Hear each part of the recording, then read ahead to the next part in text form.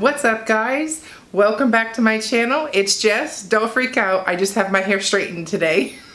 It's not the normal curly craziness that I have. I got one of those straightening brushes that I watched one too many YouTube videos and ordered it. I've always wanted straight hair my whole life, but I've been cursed with curly.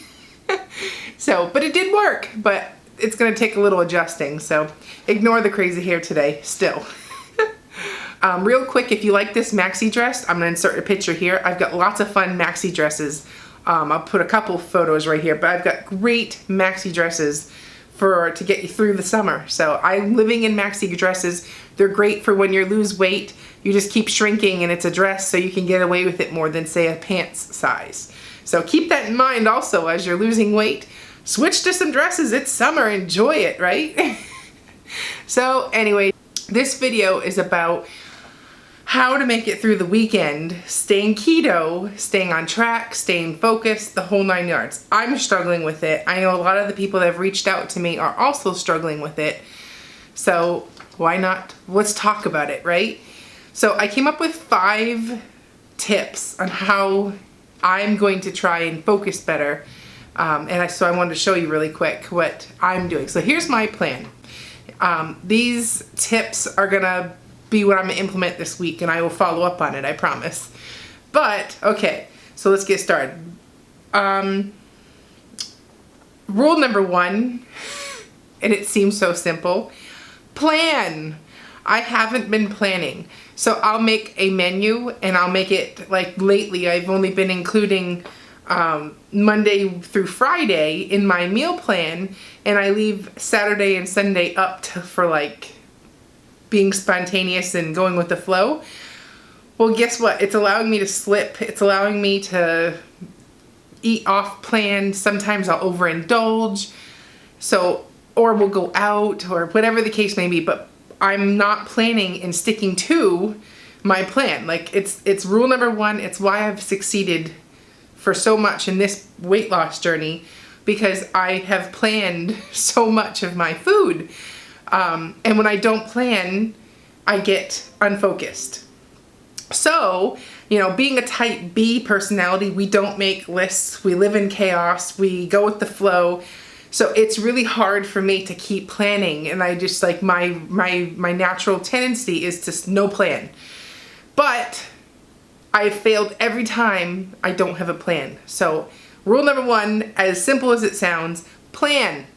So if you're planning your whole weekend of food and eating and making a schedule and sticking to it, you're gonna stay on track way more than if you just are spontaneous. I know for me, that's what I've struggled with, and it seems obvious, but I wasn't doing it. So we're getting back to basics. Planning the weekend. And that includes all your meals that you eat, have the foods on hand, and then also eating before you go grocery shopping. This way you don't get tempted.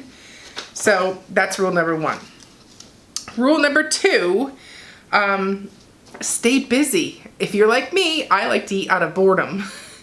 Doesn't that sound horrible? Yeah, I'm an emotional eater, and when I'm bored, I like to eat too. 2 things you can't do on keto. So you have to stay busy. This is the time, it's summer. So if you're like us, my kids are like part fish. We swim and swim and swim.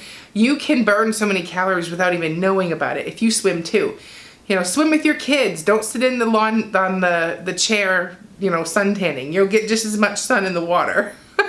I don't know if you can tell by me, I'm pretty tan. I've been outside for the last 5 days with my kids swimming in the pool all week, in our pool all week. So get busy. Find something you could do as a family. If you have a family, that means maybe a family bike ride. You go to the park, go shopping, just get out of the house, do stuff, get busy. Maybe this is a great time to take that spin class at your local gym. You know, just find something, be active, and get busy on the weekends. Use the time, and that also could free up a couple calories too for you. So, number 3, don't make excuses. Just because it's the weekend doesn't mean you should lose sight of your goals. I'm so guilty. I have been doing that randomly lately, where I'm just like, oh, it's the weekend, I can have a French fry, or, like I've been getting so off course because it's the weekend and I'm letting all mayhem break loose because it's the weekend. Like I'm making an excuse for it. Saturday and Sunday are just as important as the rest of your week. So if you eat really well all during the week, why do you want to blow it on the weekends? I mean, I'm asking myself these same things. I'm so guilty. So treat Saturday and Sunday just as important, and keep your goals in mind with Saturday and Sunday. Like if you're going to the fridge, you're like, well, do I really need to eat my emotions today? Do I really need this? Do I need this extra? It's Saturday and Sunday. Treat them just as strict as you treat Monday through Friday, and only have maybe a cheat meal, not a cheat day. So keep in mind Saturday and Sunday matter too.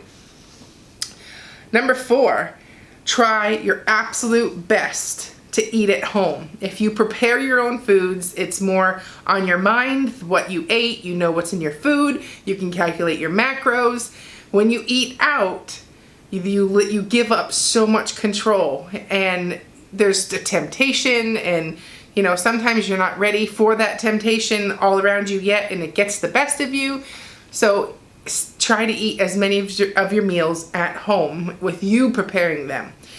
But if you absolutely must eat out, go for a salad with chicken, go for a salad with a hamburger, go for like if you're gonna go eat out for breakfast, you can get omelets, and some places they'll serve like breakfast all day. So make sure if you eat out, you're eating smart. You're making smart choices.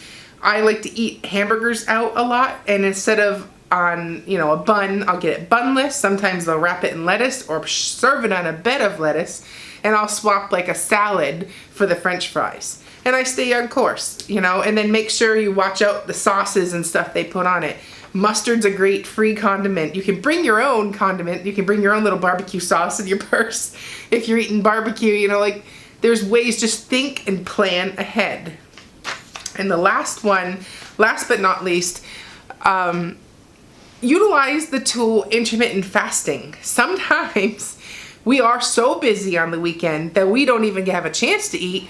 So we'll all skip, except for my kids. My kids would never skip a meal. They would die of hunger first. Like, they are nonstop eaters. They're like termites.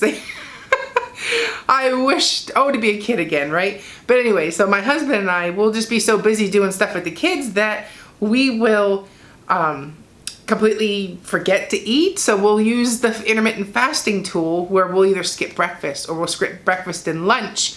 So if you utilize the tool intermittent fasting, if you skip breakfast, that means your next 2 meals can be slightly larger. So let's make math easier, and let's say 1,400 calories is what you can have in a day. Well, now you changed your 2 remaining meals to have 700 calories each, which gives you a little bit more room than if you had to split it up into 3 meals, and then you divide those calories down and now across 3 meals, so they're smaller meals. So if you can incorporate intermittent fasting, not only will you free up calories to allow for larger meals, you'll have amazing health benefits for intermittent fasting. Here's a video on intermittent fasting. And you'll also have self-control.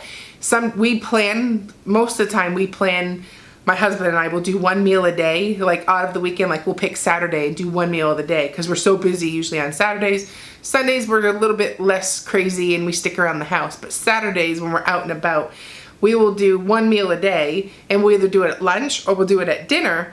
But we are just, it's like 1 meal a day is a really large meal. So that's like a lot of food, and it works. So try playing around with it. Try doing the 1 meal a day. Try a 16-8, which is lunch and dinner. Just play around, use the tool, because if you're fasting and you're having a crazy moment or there's temptation, you'll break your fast if you eat while you're fasting. So that sometimes can help with the extra calories that you may have consumed had you not been fasting. I know for me, stress, boredom, all that stuff, if I know I'm fasting, I never break a fasting window, ever. So, I hope you found this video on how to make it through the weekend on a ketogenic diet easier, or how to survive it. I hope it was a little, it helped you. So I'm Jess. You're watching Keto Rewind, and I'll see you at the next video. Bye.